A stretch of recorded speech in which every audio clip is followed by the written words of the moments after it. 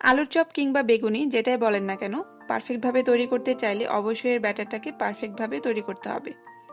আজকের পর্বে আমি আপনাদেরকে দেখাবো কিভাবে ব্যাটার তৈরি করলে আলুর চপ ও বেগুনি পারফেক্টভাবে ফুলবে ও মুচমুচে হবে, আর দেখাবো দুইটি ভিন্ন স্বাদের আলুর চপের রেসিপি।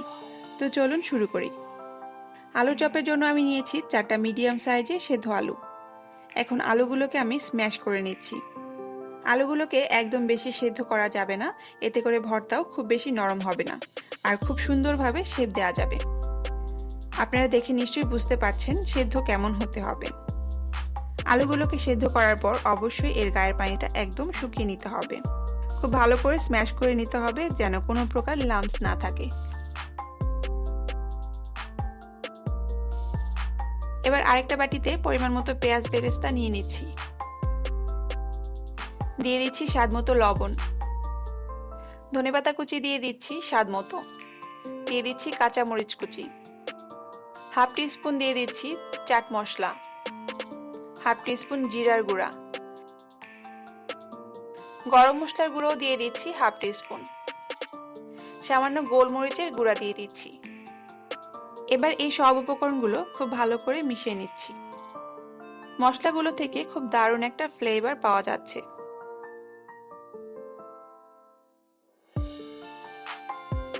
মাখানোটা হয়ে গেছে। এবার স্ম্যাশ করা আলুর মধ্যে মিশ্রণটা দিয়ে দিচ্ছি। এখন সব ভালো করে মিশিয়ে নিতে হবে।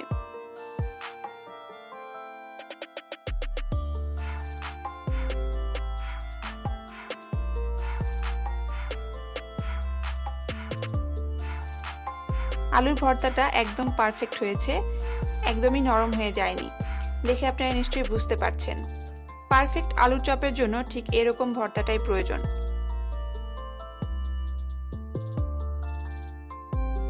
ভর্তাটা হয়ে গেছে। এখন হাতের তালুতে সামান্য তেল মাখিয়ে পরিমাণ মতো ভর্তা নিয়ে প্রথমে গোল শেপ দিয়ে নিচ্ছি। এবার দুই হাতের তালুতে চাপ দিয়ে চ্যাপটা কাবাবের মতো শেপ করে নিচ্ছি, যেটা আলুর চপের ইউজুয়াল শেপ।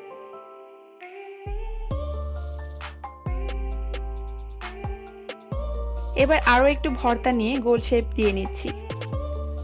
আমি কিছু আলুর চপ চ্যাপটা আর কিছু আলুর চপ গোল শেপ করে বানিয়ে নিচ্ছি।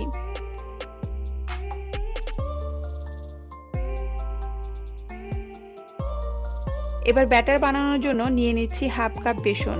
হাফ কাপের থেকে আরও অর্ধেকটা দিয়ে দিচ্ছি। এখন দিয়ে দিচ্ছি স্বাদ মতো লবণ, হাফ চামচ বেকিং পাউডার, হাফ চামচ লাল মরিচের গুঁড়া। উপকরণগুলো মিশিয়ে নিচ্ছি। এবার অল্প অল্প পানি দিব আর ব্যাটারটা তৈরি করব। একবারে পানি বেশি দেওয়া যাবে না, তাহলে ব্যাটারটা প্রয়োজনের তুলনায় বেশি পাতলা হয়ে যেতে পারে। আর নির্দিষ্ট পানির পরিমাণটা আমি এখানে বলে দিতে পারছি না, আপনাদেরকে ব্যাটারটা দেখে বুঝতে হবে কতটুকু পানি লাগতে পারে।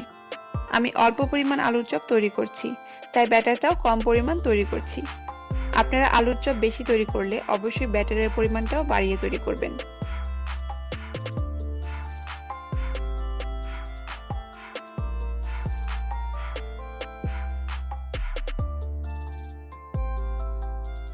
ব্যাটারটা কিন্তু খুব ভালোভাবে মিক্স করে নিতে হবে।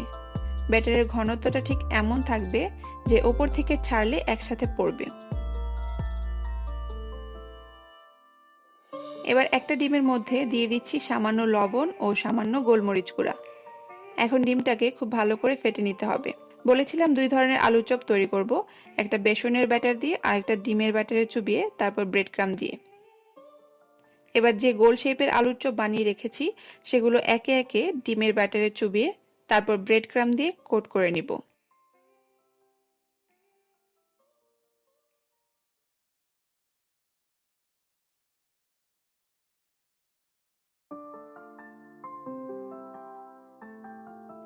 বেসনের ব্যাটারটাকে একটু মিক্স করে নিয়ে তাতে চ্যাপ্টা শেপের আলুর চপগুলো দিয়ে ভালো করে ব্যাটার লাগিয়ে নিয়ে তেলের মধ্যে দিয়ে দিচ্ছি।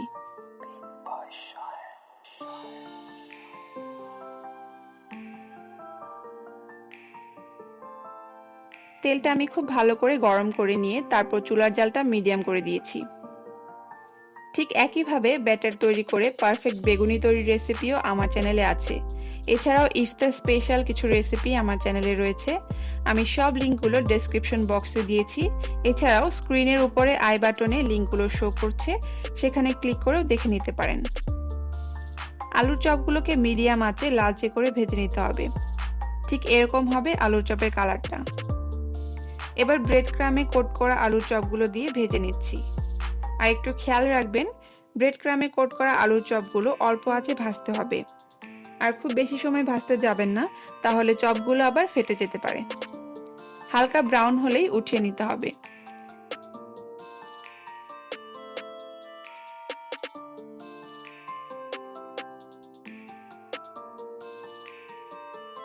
তৈরি করে ফেললাম 2 ধরনের আলুর চপ। আমার রেসিপিটি ভালো লাগলে অবশ্যই একটা লাইক দিবেন আর কমেন্ট করে জানাবেন আপনার মূল্যবান মতামত। আর আরেকটি কথা, আমার চ্যানেলটিকে সাবস্ক্রাইব করতে একদম ভুলবেন না। এতক্ষণ ধৈর্য ধরে ভিডিওটি দেখার জন্য আপনাদেরকে অসংখ্য ধন্যবাদ।